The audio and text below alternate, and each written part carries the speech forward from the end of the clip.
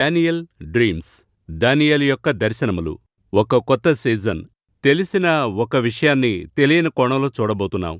దానియేలు అంటేనే పలు విధములుగా పలు విధానములైన ఒక నూతన ఆలోచనలు వస్తున్నాయి. కొత్తగా అదేమంటే దేవుని యొద్దకు చేరాలనే కాన్సెప్ట్లో ఈ బుక్ నిర్మించబడింది. బట్ మనం రెవల్యూషన్లో ఎన్నో కార్యక్రమాలు చేశాం. దాదాపు 2 సీజన్స్ ముగించాం. 100 కంటే ఎక్కువగా ప్రోగ్రామ్స్ చేశాం. ఈ పుస్తకం వాటితో పాటు రావడానికి గల కారణం ఏంటి? ఎందుకని మనం వెంటనే రెవల్యూషన్ ముగించి దానియేలు పుస్తకంలోనికి రావడానికి ముఖ్య కారణం ఏంటి? దానియేలు పుస్తకం అంటేనే మీరెంతో ఎగ్జైటెడ్గా చెప్తున్నారు కదా. చాలామందికి డానియేలు పుస్తకం అంటేనే భయం. అంటే ప్రకటన గ్రంథము వచ్చేంతవరకు దానియేలు పుస్తకం అనేక మంది చదవరు. దానియేలు పుస్తకము, ప్రకటన గ్రంథమును మనము ట్విన్ బుక్స్ అని మనం అనేకసార్లు చెప్పాము. ఆ దానియేలు పుస్తకాన్ని చదవనక్కర్లేదనే కాలఘట్టమంతా ఉండింది. అది చదివినా అర్థం కాదు, ఎందుకు అందులో అట్లాగా ఉంది. దాని మించి దానియేలు పుస్తకం వచ్చి ఒక 12 అధ్యాయాలు, మొత్తము 12 అధ్యాయాలే. అవును, ఈ 12 అధ్యాయాలు మోర్ దెన్ 2500 సంవత్సరాలుగా చలామణిలో ఉంది. ఇంకా ఈ 12 అధ్యాయాలు ముగించిన వారంటూ ఎవరూ లేరు. ఇంతకంటే డానియేలు పుస్తకంలో మరి ఏది లేదని చెప్పేవాళ్ళు లేరు. స్టిల్ నౌ దీన్నొచ్చి మెడిటేట్ చేస్తూనే ఉన్నాం. ఏంటి కారణమని అడిగితే, ఈ 12 అధ్యాయాల్లోనూ ఈ 2500 సంవత్సరాలు మాత్రం కాదు, దీని తర్వాత వచ్చే 1000 ఏళ్ల పరిపాలన వరకును దాదాపు 3000 సంవత్సరాల కార్యాలను దేవుడు అలా కంప్రెస్డ్ మోడ్లో ఉంచాడు. సో అందువల్ల దీన్ని ఏం చేయలేకపోయారంటే అవాయిడ్ చేయలేని పుస్తకంగా మారిపోయింది. ఒక కాలఘట్టములో దానియేలు పుస్తకము ఎలాగైనా నిర్మూలించాలని సాతాను ఎన్నో విధాలుగా ప్రయత్నం చేశాడు. ఎలా అని అడిగితే 1974లో ఒకరు ఒక ఆర్టికల్ రాశారు. అది తమిళంలో రాసిన ఆర్టికల్. ఆ ఆర్టికల్లో బుక్ ఆఫ్ డానియేల్ గురించి రాశాడు. అది రాసి ఇది ప్రాఫిటికల్ బుక్గా ఉండే అవకాశం లేదు. అది అలా రాస్తూ, ఎందుకంటే ఒక ప్రాఫెసీ అన్నది అది నెరవేరే కార్యాలను బట్టి దానికి కొంత పర్సంటేజ్ ఇస్తారు. అదొచ్చి ఈ యొక్క బైబిల్ ధ్యానించే వారి ఒక పర్సంటేజ్. ఇంత పర్సంటేజ్ ఇందులో ఇది జరిగింది. సో అలాగున్నప్పుడు ఈ బుక్ వచ్చి ఇంత దూరానికి నమ్మదగినటువంటిది అని తెలియజేస్తారు. అప్పుడు ఆయన ఇది బుక్ ఆఫ్ డానియేల్ తీసి చదివి జరిగిన సంఘటనలను బట్టి చూసి, ఇంతగా 100% 100% ప్రాఫెసీ నెరవేరడానికి అవకాశం లేదు. ఎందుకంటే అలాగే ఉంది, హిస్టరీ అలాగే ఉంది. అయితే దీని కాలఘట్టం వచ్చి క్రీస్తుపూర్వం 6 అంటే BC 6 538 ఆ కాలఘట్టంలో ఉండేది. అంటే ఇక్కడ దానియేలు 1:21 చదివితే కోరేషు ఏలుబడి మొదటి సంవత్సరం వరకు, కోరేషులోనికి వచ్చింది 538లో. సో అంతవరకు దానియేలు అక్కడ ఉన్నాడు. అలాగున చూసినట్లయితే ఈ దానియేలు పుస్తకంలో ఉన్నటువంటి ఆ సంభవాలు 100% కలుస్తుంది. అతను ధ్యానించింది 1964లో, అప్పుడు చెప్పినతడు. అప్పుడు ఆయన ఎలా రాశాడంటే, ఇది దానియేలు పేరులో ఎవరో జరిగే కొందికి రాశారే గాని దానియేలు అనే ఒక వ్యక్తి ఉండే అవకాశం లేదు అని చెప్పి రాశాడు. అంత అక్యురేట్గా ఉండే ఛాన్సే లేదు. ఇంత అక్యూరసీతో ఒక పుస్తకం ఉండే అవకాశం లేదు. సో అందువల్ల వచ్చి ఈ ఓవర్ అక్యూరసీ మనల్ని పట్టించేసింది. ఈ బుక్ అన్నది ఇలాగ కాదని చెప్పి అతను అలాగా చెప్పడం జరిగింది. అయితే థ్యాంక్ గాడ్, దేవుడెప్పుడు మనకి ఈ ఆర్కియాలజీ అనే ఒక విషయం ఉంది, అంటే పురావస్తు శాస్త్రం అనేది, ఫ్యాక్ట్స్ అంటే మరొక గొప్ప విషయం ఏంటంటే 3 విధాలైన ఆధారాలు వచ్చి ఆర్కియాలజీ వారు తీస్తారు. ఏది 3 విధాలైన ఆధారాలంటే, ఒకటి లిటరేచర్, మనము చూస్తున్నటువంటి ఆ కాలఘట్టంలో ఉన్నటువంటి ఆ వ్యాకరణము, సాహిత్యము, అందులో ఉన్న ఇతిహాసము, రాయబడినవి, వాటిని పెట్టుకుని పరిశోధన చేస్తారు. అందులో చూసినట్లయితే తప్పు జరిగే ఆస్కారం ఉంది. ఎందుకు ఆ ఆస్కారం ఉంటుందంటే, ఇప్పుడు మిమ్మల్ని గుచ్చి ఈ కాలఘట్టంలో రాస్తున్నాను, అశ్విని గుచ్చి రాస్తున్నప్పుడు పొగిడి రాసేటువంటి అవకాశాలు ఉంటాయి. అశ్విన్ అలాగుండాడు, ఇలాగుండాడు, లేక తగ్గించి రాయడానికి కూడా అవకాశం ఉంటుంది. ఒరిజినల్ రాసేతని బట్టి ఉంటుంది. కవులు పొగిడి రాసేస్తూ ఉంటారు. సో అందులో ఒక 20 నుండి 30% మాత్రమే తీసుకుంటారు. రెండవది ఇంకొకటి ఉంది, ఈ క్రింద దొరికేటువంటి విషయాలు, చుట్టలు, స్క్రోల్స్, అందులో తప్పులు జరగడానికి అవకాశాలు తక్కువ. దీనికంటే అందులో కొంత తక్కువగా ఉంటుంది. అలా మూడవది ఏంటంటారంటే సముద్ర వాణిజ్యం అని చెప్తుంటారు. ఈ సీ రూట్లో వెళ్లేవారు ఉంటారు కదా, దాని మూలంగా లభించే పురాతన వస్తువులు, అందులో తప్పులు జరగడం చాలా తక్కువ. ఎందుకంటే మీరు వెళ్లేప్పుడు ఏదో ఒక స్థలంలో అక్కడ కూర్చుని తింటారు, ఆ ప్లేట్ అక్కడ వదిలేళ్తారు. ఆ ప్లేట్ 3000 సంవత్సరాలుగా అక్కడ ఉంటది, ఆ ప్లేట్లో ఏదో పేరు ఉంటది. ఇదేదో మీరు పర్పస్గా చేయలేదు. ఆ విధంగా సముద్ర వాణిజ్యమే ఉన్నతలో పర్ఫెక్ట్. అలా చూసినట్లయితే ఈ దానియేలు పుస్తకాన్ని రీసెంట్గా ఇది క్రీస్తుకు పూర్వమైనదని కనిపెట్టారు.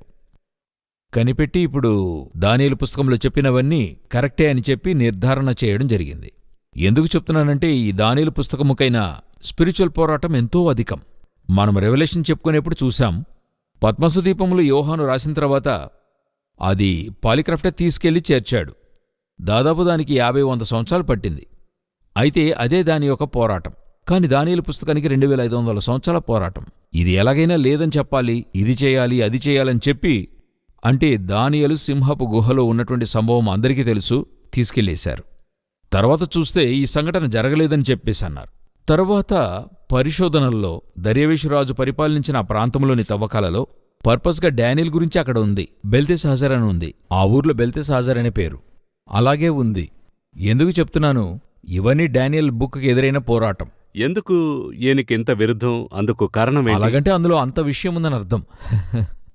అది మీరెంతో వాల్యుబుల్ అయితే అంతగా మిమ్మల్ని ఎదిరించేవారు ఉంటారు. ఈ దానియేలు బుక్కుకైన పోరాటాన్ని మీరు చూసినట్లయితే ఏ కాలంలో ఈ దానియేలు పుస్తకాన్ని వారు మట్టుపరచాలనుకున్నారు, లేకుండా చేయాలనుకున్నారు, దాని పోరాటమే ఎంతో ఎక్కువ. రెండవది, ఈ దానియేలు పుస్తకంలో విశేషం ఏంటంటే 2 భాషల్లో రాయబడిన పుస్తకం ఇది. అరామిక్లో రాసి ఉంటారు, తర్వాత ఆ హీబ్రూలో కూడా రాశారు. ఇందులో ఏంటి ఒక సమస్య అంటే, ఈ ట్రెడిషనల్ జ్యూస్ అనేవారు ఉన్నారు కదా, సాంప్రదాయ యాజకులు, వీరు అరామిక్లో రాసి ఉంటే తొందరగా ఒప్పుకోరు. అరామిక్ అన్నప్పుడు అందువల్ల యేసుక్రీస్తు కూడా సమస్యలు వాటిల్లాయి. యేసు మాట్లాడిందే అరామిక్, సో అందువల్ల ఒప్పుకోరు. ఇంకొక మెట్టు కూడా మీరు దాటి వెళితే గ్రీకును ఒక భాషగానే అంగీకరించరు వారు. ఆ రెవల్యూషన్ వచ్చి గ్రీకులో రాసింది. సో అందువల్ల డానియేల్ బుక్కి ఆ పోరాటం కూడా ఉంది. అరామిక్ పోరాటం, హీబ్రూ పోరాటం కూడా ఉండింది. అరామిక్ అన్నది హీబ్రూ నుండి వచ్చినటువంటి ఒక విధమైన శాఖ. ఇప్పుడు మన భాషలో కూడా చూస్తే శ్రీకాకుళం ఉంది, పశ్చిమ గోదావరి ఉంది, రాయలసీమ ఉంది, మరి నెల్లూరు భాష ఉన్నట్టుగా ఈ అరామిక్ అన్నది ఒక విధమైన హీబ్రూ నుండి వచ్చిన అందులోని ఒక శాఖ. వారు దాన్ని సరైన హీబ్రూ అని ఒప్పుకోరు. సో ఆ పోరాటం కూడా ఇందులో ఉంది. సో ఇవన్నీ కూడా దాటే ఇది జయించొచ్చింది. సో దానియేలు పుస్తకం అనేది ఒక సాధారణమైన విషయం కాదు. దీని తర్వాత స్పిరిచువల్గా చూస్తే ఇది అధికంగా చదవరు. ఎందుకని ఆత్మీయ జీవితానికి ఇంత ముఖ్యమైతే చదవలేదు? ఎక్కువగా చదవాలి కదా. అవును, అది కూడా. ఇది వచ్చి ఎంతగా ధ్యానిస్తారో అంతగా నిధులుంటాయి ఇందులో. యాజ్యూషువల్గాను ఇప్పుడు నేను రీసెంట్ డేస్లో నేను చదివేప్పుడు నేను ప్రారంభించింది రెవల్యూషన్ నుండే ప్రారంభించాను. క్రొత్త నిబంధన మత్తయి నుండే, నేను కూడా మత్తయి నుండే స్టార్ట్ చేశాను. కానీ ధ్యానించాలన్నప్పుడు రెవల్యూషన్ నుండి స్టార్ట్ చేశాను, ఎందుకంటే అది ఒక మినిస్ట్రీ కాబట్టి. కానీ దాని తర్వాత దాని యొక్క ట్విన్ బుక్ డానియేల్ అన్నప్పుడు దానియేలులోనికి ప్రవేశించినప్పుడు ఇదొచ్చి బిట్స్ అండ్ పీసెస్ అని చెప్తారు. ఎక్కడెక్కడ మరి రెవల్యూషన్లో వచ్చి పీస్ వదిలింటుందో ఆ పీస్ ఇందులో ఉంటుంది.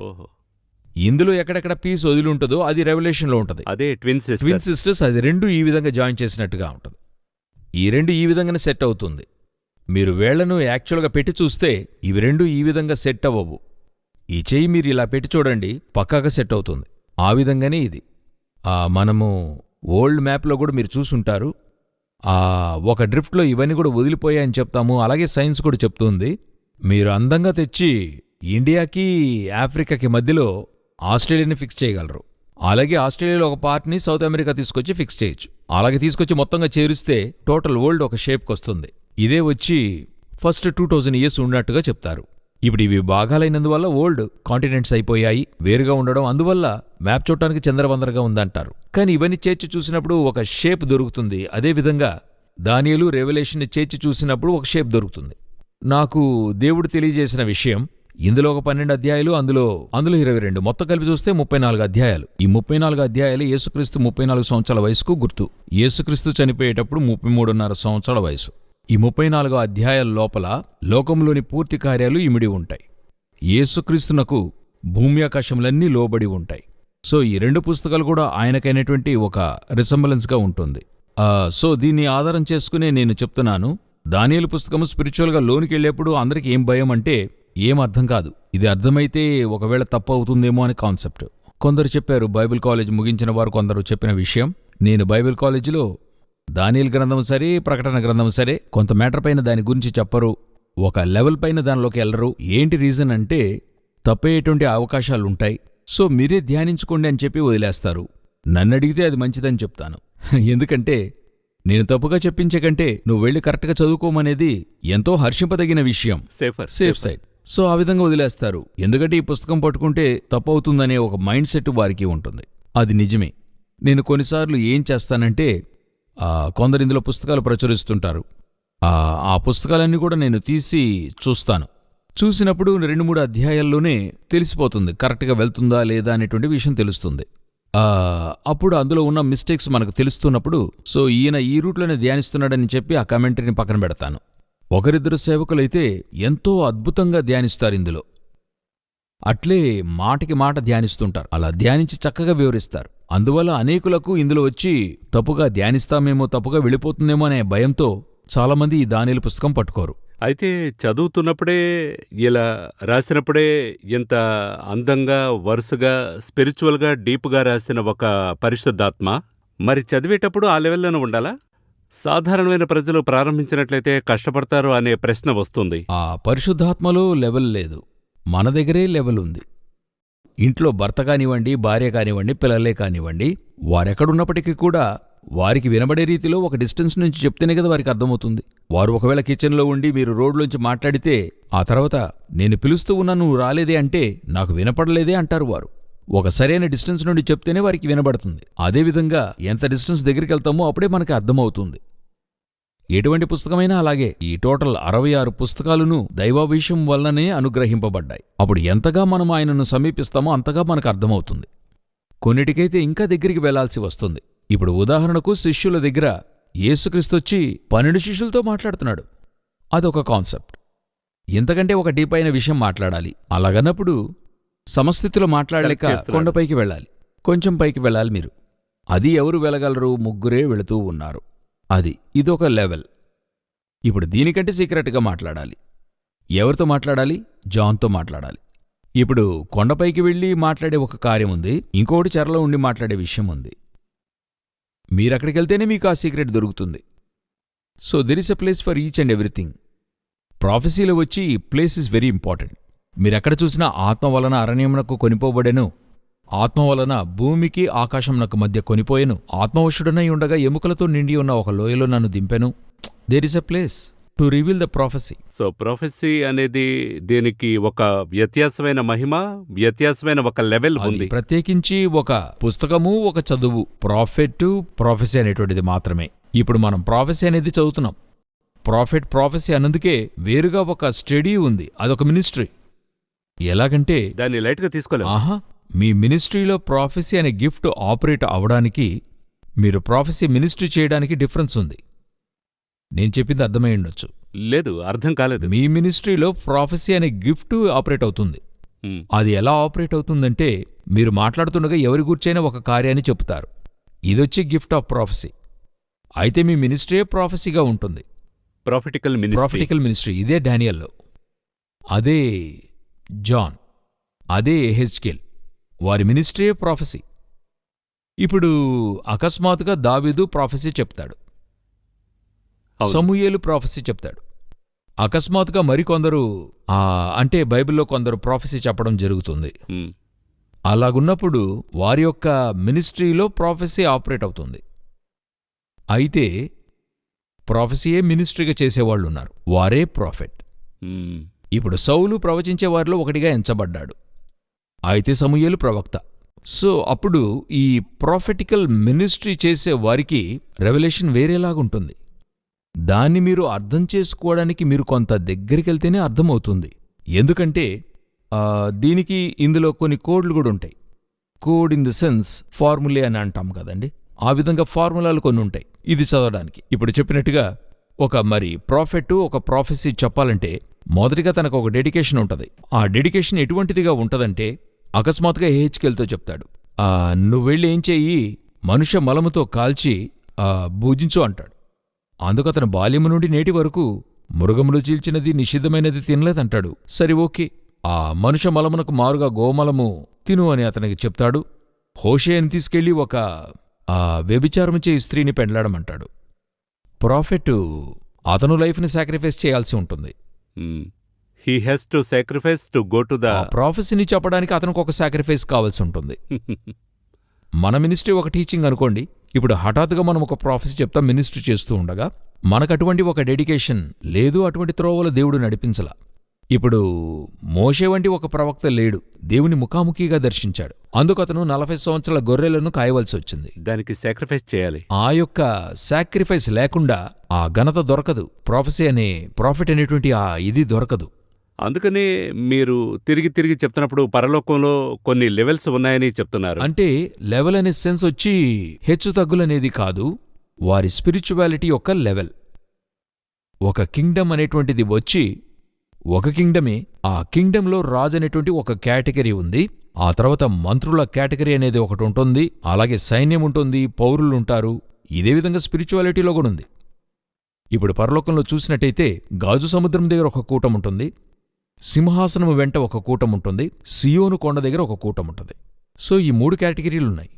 వీరందరినీ అక్కడ చూస్తుండగా ఎటువంటి డిఫరెన్స్ కనబడదు, ఆ డిఫరెన్స్ స్పిరిచువల్లో తెలుస్తుంది. అందువల్ల పౌలు రాస్తూ నక్షత్రాలని ఒక విధంగా ఉన్నాయి, కాని వాటి మహిమ వేరు.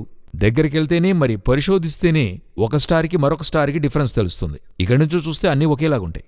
శాటిలైట్స్ని మీరు గమనించండి, మోర్ దెన్ 4000 శాటిలైట్స్ ఉన్నాయి.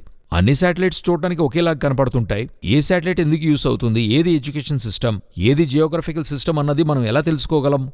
దాని గురించి తెలిసిన వారికి అది అంతుపడుతుంది. అదే నేను చెప్తున్నాను. సో ప్రాఫెసీ అలాగే ప్రాఫిట్ అన్నందులకైనా డెప్తే వేరే, ఈ మినిస్ట్రీ యొక్క డెప్తే వేరే. అందువల్ల 2వ స్థానంలో ఉంచుతాడు దేవుడు. అపోస్తలుల అనంతరము ప్రవక్తలను ఉంచుతాడు దేవుడు. అపోస్తలుల యొక్క లెవెల్ మరింకెంతో. నేను చెప్పేది బైబిల్ అపోస్తలుని గురించి, సరేనా?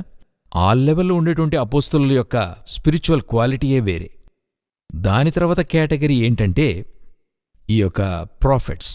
అందులోనూ దానియేలంతా వచ్చి పర్పస్గా మరి దానియేల్లో ప్రజలకి మరి అందులో కొన్ని తెలియని విషయాలు కొన్ని ఉన్నాయి.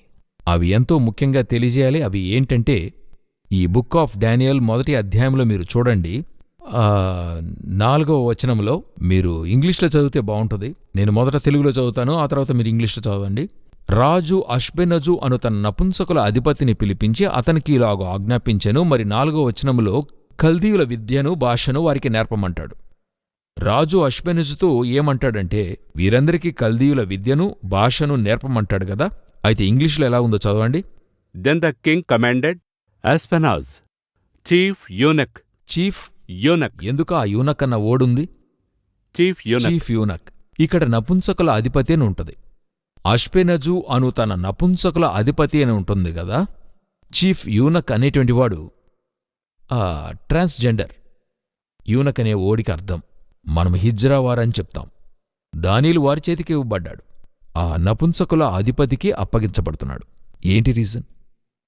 అదే ఉన్నంతలో మనం చెప్పుకున్నాం కదా, ఒక సాక్రిఫైస్ లేకుండా ఇంత గొప్పదైన ఒక ట్రెషర్ని దేవుడు ఇవ్వడం అనేది జరగదు.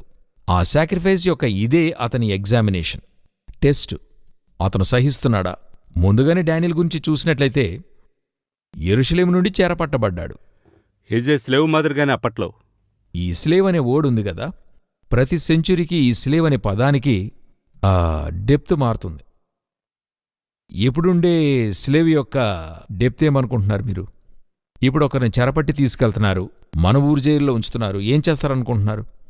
పోలీసు వారు చుట్టుముట్టి ఉంటారు, మరి కొన్ని చోట్లయితే పట్టి కొడుతూ ఉన్నారు అని చెప్తూ ఉంటారు, తీసుకెళ్లి జైల్లో పడేస్తారు. లోనేసి వారికి పొద్దున్న సాయంకాలం ఆహారం, టీ కాఫీ అన్నీ ఇచ్చి అతనొచ్చి వాటికి రూల్స్ అండ్ రెగ్యులేషన్స్ ఉంటాయి. ఒక్కొక్క చోట ఒక్కొక్క రూల్ ఉంది. అది చదివి ఆశ్చర్యపడిపోయాను. ఇప్పుడు జైల్లోకెళ్తున్నప్పుడు ఎంత బరువు ఉంటున్నాడో అదే వెయిట్లో బయటికి రావాలట.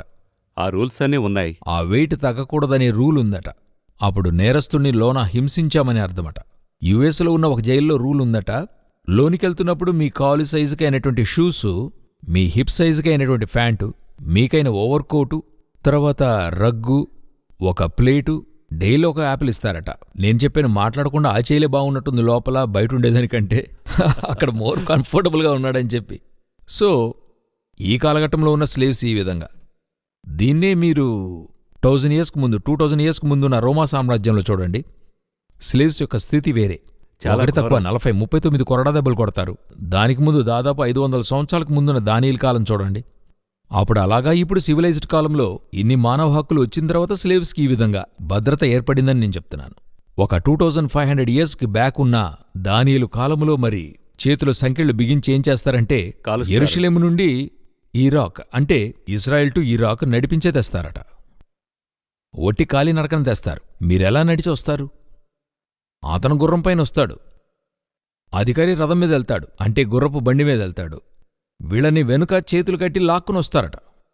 మరికొందరు బానిసలను రథం మోసుకుని రమ్మంటారు. అప్పుడు డానియేల్ వచ్చి ఇక్కడికొచ్చి ఈ విషయాన్ని పొందుకుంటున్నాడు దేవుని దగ్గర. పొందుకోవడానికి ముందుగా యెరూషలేము నుండి ఆయన ఇరాకుకు అంటే బబులోనుకు చేతులు ఆ విధంగా బంధించి లాక్కుని తేపడ్డాడు. ఈరోజు మనకి ఒక ఫ్లైట్ డిలే అయితే ఎంత టెన్షన్ అవుతుంది, లేదంటే ఒక ట్రైన్లో మనకి ఒక కంఫర్టబుల్గా లేదంటే ఎలా టెన్షన్ అవుతున్నారు. ఊబర్ కార్ ఆలస్యమైతేనే ఎంతో కోపం ఎంత వస్తుంది. కోపం వస్తుంది మనకి, అవునా? మనం వెళ్తున్నప్పుడు ట్రాఫిక్గా ఉంటే ఎంత కోపం వస్తుంది, రైట్ టైంకి వెళ్ళలేకపోతున్నామని. కాని ఆ చరిత్రను చదువుతూ ఉంటే ఎంతో సులువుగా ఒకే మాట, చెరపట్టబడ్డాడు అంతే ఉంటది. అతను చెరపట్టబడిన దాని వెనుక ఉన్న త్యాగాన్ని చూడాలి. బెన్హర్ అనేటువంటి ఒక పుస్తకాన్ని ఒకరు రాశారు, అది ఒక మూవీగా కూడా వచ్చింది. ఆ బెన్హర్ని ఎలా లాక్కొస్తారో మీరు చూడగలరు. అది చూస్తే ఒకడు చనిపోతే ఏం చేస్తారంటే వెంటనే చెయ్యిని విప్పి అతను అలాగే కాల్తో తోస్తారంతే, పాతిపెట్టరు. మరొకనికి సంకెళ్ళేసి లాక్కెళ్తుంటారు. అతను చచ్చింది చూసి వెళ్తూ ఉండాలంతే. ఇది వచ్చి మనము దాదాపు ఒక 2000 సంవత్సరాలకు ముందున్న కాన్సెప్ట్ని చెప్పుకుంటున్నాం. అయితే రీసెంట్గా ఒక శ్రీలంక నుండి వచ్చినటువంటి సహోదరునితో మాట్లాడే అవకాశం దొరికింది. వారు గత తరానికి చెందినవారు. వారు ఎలా కష్టపడి పైకొచ్చారన్నది చెప్పినప్పుడు వారు నడిచి వచ్చే యుద్ధకాలములో ముందు చనిపోయి కింద పడుతుంటారు. వారికోసం ఏడవటానికో లేక నుంచుని పూడ్చే సమయం కూడా ఉండదట. వారిని అలా ప్రక్కన పెట్టి నడిచి వెళ్తూ ఉంటారట. ఆ రాత్రికి రాత్రి నడిచొస్తుంటారట. అలాగంత తప్పించుకుని వచ్చిన వారే ఈరోజు ఉన్నారు. వారి దగ్గర ఎలా చెరపట్టబడటం అని అడగచ్చు. సో ఆ బోర్డు యొక్క డెప్త్, అదే డానియేల్ యొక్క సాక్రిఫైస్. ఆ సాక్రిఫైస్ అనంతరం రెండవ సాక్రిఫైస్ మనం చదివిన 3-4 వచనాలు ఎందుకు తీసుకెళ్లి ఆ చీఫ్ యూనక్ దగ్గర అప్పగించారు? ఆనాటి రాజుల యొక్క గొప్ప విషయమేంటంటే కింగ్స్ గేట్ అని ఉంటుంది 2వ అధ్యాయంలో. చివరి వచనములో రాజు దానియేలుని తీసుకెళ్లి కింగ్స్ గేట్ వద్ద పెట్టాడని మీరు చూడగలరు. తెలుగులో రాజసన్నిధిని అని ఉంటుంది. ఈ కింగ్స్ గేట్ లోపల లేక కింగ్స్ ఇంటి లోపల గొప్ప అధికారుల ఇంటిలో బానిసగా పనిచేసేవారిని ఏం చేస్తారంటే ట్రాన్స్జెండర్గా మార్చేస్తారు. బైబిల్లో 3 విధాలైన ట్రాన్స్జెండర్స్ ఉన్నారు. ఒకటి తల్లి గర్భమును పుట్టేవారు, క్రోమోజోమ్ కొరతతో పుట్టేవారు. రెండవది మనుషుల వల్ల నపుంసకులు కావడం. ఈ మనుషుల వల్ల నపుంసకులైన వారే వీరు. ఎందుకని అడిగితే యోసేపు పీరియడ్లో ఒక సంభవం జరుగుతుంది కదా. పోతిఫారు యొక్క విషయంలో ఆ కాలఘట్టం తర్వాత వారు ఏం చేశారంటే ఇంట్లో పనిచేసే వారిని ట్రాన్స్జెండర్గా మార్చేస్తారు. సో డానియేల్ యొక్క లైఫే పోయింది. సో అతని ఫ్యూచర్, ఎవ్రీథింగ్, ఫ్యామిలీ, గీమిలీ, ఎవ్రీథింగ్ ఇస్ అవుట్. ఇది పొందుకోవడానికి అతని సాక్రిఫైస్ సాధారణమైన విషయమే కాదు. అయితే నేను మన దేవుని యొక్క ప్రేమను గురించి ఏమనుకుంటున్నానంటే ధర్మశాస్త్రము ప్రకారంగా ఈ విధంగా ట్రాన్స్జెండర్ అయిన వారిని, మనుషుల వల్ల ట్రాన్స్జెండర్ చేయబడిన వారిని మినిస్ట్రీకి పిలవకూడదని బైబిల్ చెప్తుంది. వారు లోపం కలిగినవారు, అంటే ప్రత్యక్షపు గుడారములో సేవ చేయటానికి పిలవకూడదు. అయితే అదే ఇశ్రాయేలు గోత్రములో నుండి ఒకరిని ఎంపిక చేసి, యూదా గోత్రం నుండి ఒకరిని ఎంపిక చేసి, అతని దగ్గర దేవుడొచ్చి లోకానికే మొదటి ముఖ్యమైన మినిస్ట్రీని చేతికిస్తున్నాడు. ఎవరు మినిస్ట్రీలో తగని వారని ధర్మశాస్త్రము చెప్తుందో అతనికే లోకములోని ఎంతో ముఖ్యమైన మినిస్ట్రీ ఒకటి తీసి దేవుడి చేతిలో పెడుతూ ఉన్నాడు. దాని విషయంగా మనల్నే చూస్తాను. జెంటైల్స్ ఒక పీరియడ్లో వచ్చి ధర్మశాస్త్రములోనికి రావాలంటే ఎంతో కష్టం. దేవుల్లోకి రావడం కష్టం. యాక్సెప్ట్ కావాలంటే దానికి ఎన్నో ప్రొసీజర్స్ ఉన్నాయి. అయితే ఈరోజు ఈ దేవుని యొక్క ప్రణాళిక, వాగ్దానములు, ఆరాధనలు అన్యజనులైనప్పటికీ దేవుని బిడ్డలుగా మన చేతికే ఇవ్వబడింది. దానికి ముందు గుర్తే దానియేలు. ఏది కొరతగా చెప్పబడుతూ లేదని చెప్పి తృణీకరింపబడిన ఒకరున్నారో అతన్ని పిలిచి ఒక గొప్ప బాధ్యతను దేవుడివ్వటం. అదే కార్యం మన చేతిలోనూ ఇస్తున్నాడు. సో ఒక విధంగా చూస్తే దానియేలు మనందరికైనా ముందస్తు గుర్తుగా ఉన్నటువంటి మనుషుడు. అదీను ఎక్కడ తెలియజేస్తాడంటే అన్యజనుల చేతిలో ఉన్నప్పుడు తెలియజేస్తున్నాడు. సో డానియేలు యొక్క సాక్రిఫైస్ అన్నది సాధారణమైన విషయం కాదు. సో ఈ ఓవరాల్ డానియల్ పుస్తకం చదవకముందు you must know the book of Daniel and also about the prophet Daniel. ఇద్దరి యొక్క డెప్త్ చూస్తేనే మనకది ఈజీగా అర్థమవుతుంది. ఇప్పుడంతా చూస్తే అన్నిటికీ రివ్యూ ఇస్తున్నారు, బుక్ రివ్యూ, అలా అన్నిటికీ. ఎందుకు ఆ రివ్యూ అన్నది ముందు ఇస్తున్నారంటే ఆ యొక్క రివ్యూ ఇస్తున్నప్పుడే దాని యొక్క డెప్త్లోకి వెళ్ళి జనులు దాని గురించి చదవగలరు. ఇలాగంతా ఉందా అనేటువంటి ఆ మైండ్ సెట్ని రెడీ చేస్తారు. ఇన్ఫాక్ట్ ఈ కార్యక్రమం అలాగే ఉంది. కార్యక్రమంలో ఈ పుస్తకమును గూర్చిన పరిచయం ఎపిసోడ్గా ఉన్నప్పటికీ ఇది ఒక review of book of Daniel, also the prophet Daniel. ఈ రెండింటిని గూర్చి ఇంకా కొంత అధికంగా తెలుసుకోవాల్సిన విషయాలున్నాయి. ఎందుకు చెప్తున్నానంటే ఆ రివ్యూకి వెనకనే మీ యొక్క మైండ్ సెట్ వెళ్తుంది. ఉదాహరణకు చూడండి, బుక్ చదవాలని అలా తెరుస్తున్నాం. మన ఇంతకుముందు రెవల్యూషన్లో 22 అధ్యాయాలు ఎలా చదవాలనేది చెప్పాము. దీని గురించి కూడా జనులకు అలాగా చెప్తే మంచిదనుకుంటాను. బుక్ ఆఫ్ డానియల్ని, దానియేలు పుస్తకాన్ని 12 అధ్యాయాలు 2గా విభజించాల. మొదటి 6 అధ్యాయాలు వచ్చి దానియేలు యొక్క లైఫ్ హిస్టరీ, మరి దానియేలు యొక్క జీవితంలో జరిగింది. 7వ అధ్యాయం నుండి 12వ అధ్యాయం వరకు పరిపూర్ణంగా అతని యొక్క వర్క్స్, అంటే ఆ ప్రవచనములు దేవుడు అతనికి బయలుపరిచింది. ఈ 6 అధ్యాయాల నడిపింపు విశ్వాస సంబంధమైనది. తన లైఫ్లో జరిగింది ఫేత్కి మనల్ని, మన యొక్క విశ్వాసాన్ని పురికొల్పేది. అది ఉంచుకుంటూ మిగతా 7 నుండి 12 వరకును ఇక జరిగేది మీరు విశ్వసించాలి, ఇలా జరుగుతుందని. ఇది జరిగించిన దేవుడు ఇది కూడా జరిగిస్తాడని విశ్వసించాలి. ఈ 7 అధ్యాయాలు ఉన్నటువంటి ప్రాఫెసీ, 7 నుండి 12 వరకు ఉన్నటువంటి ప్రాఫెసెస్ని వీరు ప్రత్యేకించి రెవల్యూషన్ బుక్ పెట్టుకుని ధ్యానించాలి. అయితే మొదటి 6 అధ్యాయాలకి రెవల్యూషన్ అవసరం లేదంటే అది అవసరం. అయితే ఈ 7 నుండి 12 వరకు ఉన్నదానికి రెవల్యూషన్లో ఉండేదానికి ఎంతో దగ్గర కనెక్షన్ ఉంటుంది. ఈ రెండు చేర్చి చదివితేనే అర్థమవుతుంది. ఎందుకంటే దీని యొక్క అనేక మిస్సింగ్ పీసెస్ వచ్చి రెవల్యూషన్లో ఉంటాయి. అది దేవుని ప్రణాళిక, ప్లాన్. 2 కావాలి. ఈరోజు అనేక మంది చెప్తున్నారు ఓల్డ్ టెస్టిమెంట్ వద్దు, చదవక్కర్లా, మన న్యూ టెస్టిమెంటే చాలు, పాత నిబంధన ముగిసిందని చెప్పి దేవుడు చెప్పాడని చెప్తున్నారు. అది అందులోకైనా గ్రహింపు వారికి అంతవరకే ఉంది. మనం వారిని క్రిటిసైజ్ చేయగల, వారి గ్రహింపు అంతే. వాస్తవంగానైతే ఈ పాత నిబంధనలో ఉన్న ప్రతి దాని వెనుకను, అన్ని పుస్తకాల వెనుక ఒక చిన్న గ్యాప్ దేవుడుంచాడు. ఆ గ్యాప్ని న్యూ టెస్టిమెంట్తోనే ఫిల్ చేయాలి. లేకపోతే న్యూ టెస్టిమెంట్లో పెద్ద గ్యాప్ వదిలిపెట్టారు. ఆ పెద్ద గ్యాప్ని మీరు ఓల్డ్ టెస్టిమెంట్తోనే ఫిలప్ చేయగలరు. ఆ 2 కూడా మీరు చేర్చితేనే బిగ్ పిక్చర్ దొరుకుతుంది. సో డానియేల్ పుస్తకం చదివేవారు మొదటి 6 అధ్యాయాలు వేరుగాను, 2వ 6 అధ్యాయాలు వేరుగాను సెపరేట్ చేసుకోవాలి. 2వ 6 అధ్యాయాలు చదువుతున్నప్పుడు రెవల్యూషన్ చేర్చి చదువుకోవాలి. పొద్దున్న దానియేలు చదివితే మధ్యాహ్నం రెవల్యూషన్, సాయంకాలం. ఒకరోజు 2 వేళ చదివేవారికి నేను చెప్పే విషయం. 2వది మొదటిగా బైబిల్ చదువుకోవాలి, అదెంతో ముఖ్యం. సో అది చదవాలి. మీరు ఎప్పుడు చెప్తూ ఉంటారు, ఒక పేపర్ తీసుకోండి, ఒక పెన్ తీసుకోండి, మీరు చెప్పే ఆ మాట ఈ బుక్కి ఎంతో అనుబంధంగా ఉంటుంది. ఎందుకంటే ఇది చదివి మీరు అక్కడికి వెళ్ళినప్పుడు అది అర్థం కాదు. రెండింటిని పెట్టుకుని ఇక్కడ ఒక 7 తలలు, అక్కడ ఒక 7 తలలు వస్తున్నాయి. ఈ రెండిటికి ఒక కనెక్షన్. చదువుతున్నప్పుడు you will get more revolutions and more treasures from this book. ఇప్పుడు మనం తరచూ ఈ కార్యక్రమం ద్వారా అనేక విషయాలు చూడబోతున్నాం. నెక్స్ట్ గమనిస్తే మనం చాప్టర్ 1లోకి వెళుతున్నాం. మరి సమ్మరీగా మనం చెప్పాలంటే, మరి ప్రేక్షకులకు, ఈ రెవల్యూషన్ని చూసిన ప్రేక్షకులకు క్రమంగా ఇదియూ చూస్తున్నారు, కొత్త ప్రేక్షకులు యాడ్ అవుతున్నారు. వారికి మనం జస్ట్ 1 మినిట్లో ఎలాంటి ఫౌండేషన్తో మనం మరో కార్యక్రమాన్ని చూడగలిగేటట్లు మీరు చెప్పారంటే నెక్స్ట్ కార్యక్రమానికి వెళదాం. ఇంతవరకు ఇప్పుడు మనము 3 పార్ట్లుగా చేశాము. అంటే రెవల్యూషన్ పార్ట్ 1, రెవల్యూషన్ పార్ట్ 2 ప్రకటన గ్రంథం యొక్క విశేషాంశములు, 3వది కంక్లూషన్. సో 3 పార్ట్లుగా ఈ రెవల్యూషన్ బుక్నే మనం చేశాం. ఆ 3 బుక్లు రెగ్యులర్గా చూసిన వారు ఉన్నారు. నా దగ్గరే అనేక మంది చెప్పారు. 2వది ఆ బుక్ను సంగ్రహించి ఇది చూస్తున్నప్పుడు మీకు ఎంతో యూస్ఫుల్గా ఉంటుంది. లేదంటే ఈ బుక్ని చూస్తున్నప్పుడే దానిని కూడా సైమల్టేనియస్గా చూసుకుంటూ వస్తే they will get more information as well as more revolution. అది కూడా దాటి కొన్ని విషయాలను వారు ఏం చేయాలంటే కొంచెం టైం తీసుకుని చూడాలి, చదవాలి. అప్పుడే ఇది అర్థమవుతుంది. లేకపోయినా అర్థమవుతుంది. ఆ ట్రెషర్ కూడా చేరుస్తే ఎంతో అర్థమవుతుంది.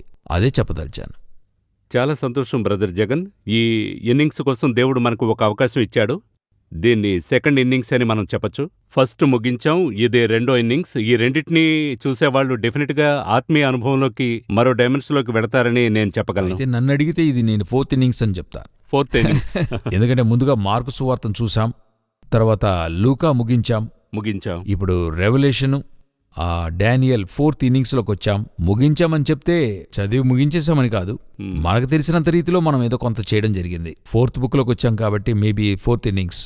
4th ఇన్నింగ్స్ చాలా ఎక్సైటింగ్ గా ఉంది. మరో కార్యక్రమానికి నేను వెయిట్ చేస్తున్నాను, ఎందుకంటే చాప్టర్ 1లోకి వెళుతున్నాం. ఆ chapter 1 is an exciting chapter అని మీరు చెప్పిన అనేక విషయాలు అందులో ఉన్నాయి. రెండవది, తెలిసిన విషయాలు తెలియని కోణంలో ఉన్నాయి. అవన్నీ మనం క్రోడీకరించి ప్రజలతో చెప్పినప్పుడు వారి ఆత్మీయ జీవితానికి ఇవి గ్రేట్ బ్లెస్సింగ్స్ అనుకుంటున్నాను. ఈ కార్యక్రమానికి మీరు వచ్చినందుకు చాలా సంతోషం. దానియేలు దర్శనంలోని మరొక ఆసక్తికరమైన ఎపిసోడ్లో మళ్ళీ